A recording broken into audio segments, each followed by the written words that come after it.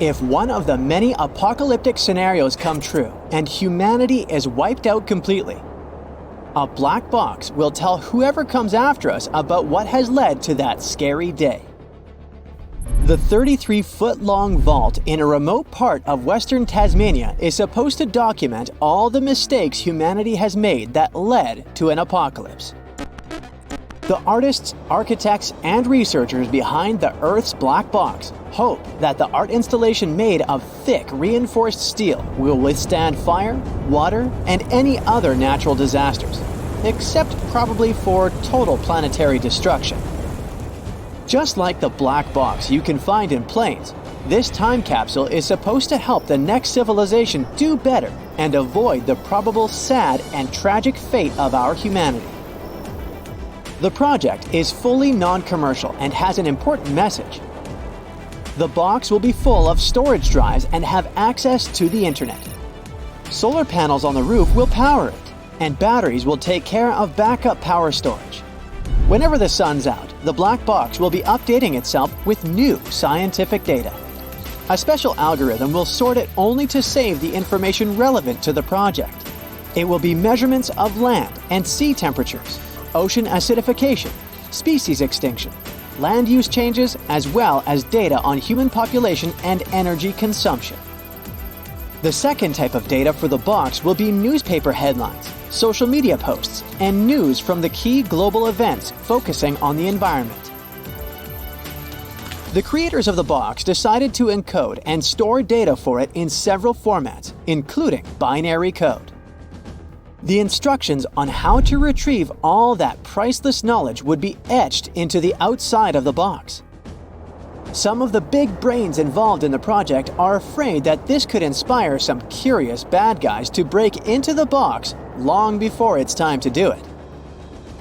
The solar-powered hard drive will have enough space to collect data over 50 years. Even the most pessimistic scientific models don't predict the end of the world any sooner anyway. It might even take centuries before the worst happens. The idea of a box that would record everything that happened before an accident in aviation was born in the middle of the 20th century.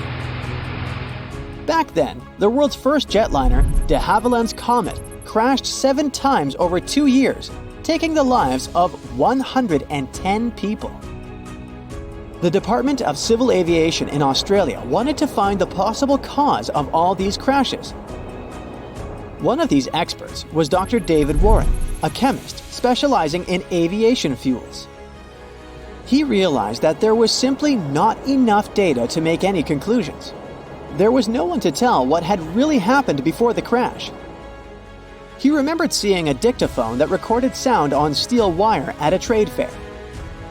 Soon, Dr. Warren wrote a memo to his manager offering to design a voice recorder to follow what was going on in the cockpit.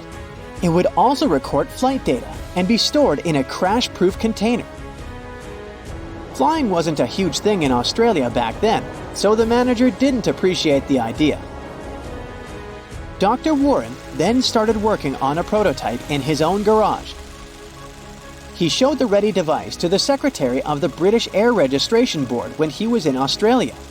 He absolutely loved the idea, so later, Dr. Warren got a whole team to help him develop a pre-production prototype. The correct way to call his invention is actually not black box, but flight data recorder, and it's orange, not black. We probably call it black because those gadgets get charred black after a crash. Or maybe because the first boxes were painted that color to prevent reflection. Or because that's the general name scientists use for devices with in and output of data with complex internal workings.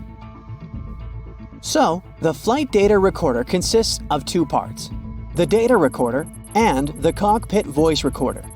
Historically, they were 2 boxes, but now they're just 2 cylinders.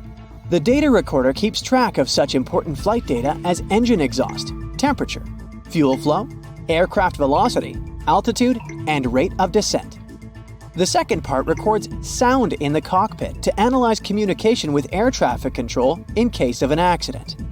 The device only records data for up to 2 hours and then overwrites the previous sounds. Sometimes, The two parts are combined, and they look like a box. The devices record data and voices from the cockpit, but they are actually located in the tail end of the aircraft, where the structure of the plane will protect them best in case of a crash. The black box has a locator beacon, which is activated when water gets on it, but it will send out a pulse for 30 days. Search parties use the bright orange color of the recorder as a visual beacon. Sometimes, it takes a long time to find the box, and in some cases, they don't find it at all. Long before the first plane was invented, there was an original black box of planetary meaning, the ancient Library of Alexandria. Back in the ancient days, people in places like Egypt, Mesopotamia, and Greece were no strangers to libraries and archives. But these early institutions were more about preserving local traditions and heritage. The whole concept of a universal library only became a thing when the Greeks started thinking big. They were so impressed by what their neighbors in Egypt were doing that they arranged expeditions to acquire knowledge. Alexander the Great, the king of Macedonia, seeing that hunger for knowledge required his companions, generals, and scholars to report to him in detail on regions that were previously unmapped. It helped collect plenty of information on geography and contributed to the creation of a great library. Most of the information it had was written in Greek. It had the books of Aristotle as part of the whole corpus of Greek literature. Some sources say that in the hunt for new books, the library's founders would stop every ship sailing into the harbor of Alexandria. If they found books, they would take them to the library. If they decided it was valuable, they'd make a quick copy and return it to the owner with some compensation, leaving the original at the library. Another story tells us that Ptolemy III, grandson of the founder of the library, offered the governors of Athens a huge compensation to copy the original texts of the greatest poets. He then kept the originals and sent them back copies. Once the Roman Empire arrived, they burnt all that knowledge, not thinking that it might lead to their own collapse. There was no easy way of spreading information across the world, so one source had most of the knowledge humanity had accumulated by then. The great minds of those times didn't just fill it with knowledge, but also made important connections, trying to make the best use of that information. If the Library of Alexandria hadn't burnt, we could have gotten some priceless knowledge about the people who had lived before the current era. Some scientists believe that big data could have saved the Vikings that had settled in Greenland many centuries ago. It might have also helped the Easter Island civilization to identify and address problems caused by volcanic activity, latitude, and rainfall patterns, and restore soil fertility.